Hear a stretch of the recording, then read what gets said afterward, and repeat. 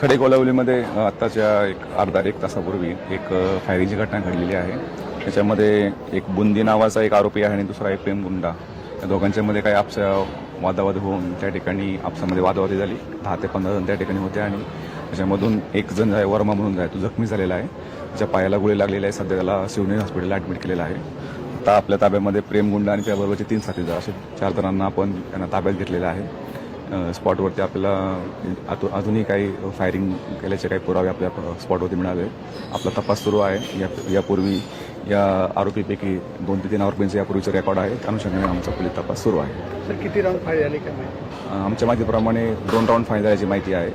अजूनही जखमीकडे आणि इतर लोकांकडे आमची विचारपूस सुरू आहे. त्या अनुषंगाने काही गोष्टी काही वेळामध्ये अजून क्लिअर होतील. फायरिंग झाली असेल. त्याच्यामध्ये एक जण जखमी आहे. वर्मा नामाचा एक मुलगा जो आहे त्यामध्ये जखमी झालेला आहे. त्याच्या पायाला गोळी लागल्याची माहिती आहे आणि त्याला शिवनेरी हॉस्पिटल उल्हासनगरला सध्या उपचार करता भरती केलेला आहे. फायरिंगचं कारण अद्याप काय माहिती पडेल? अजून तरी आपसामध्ये वाद असं प्राथमिकदृष्ट्या लक्षात येत आहे.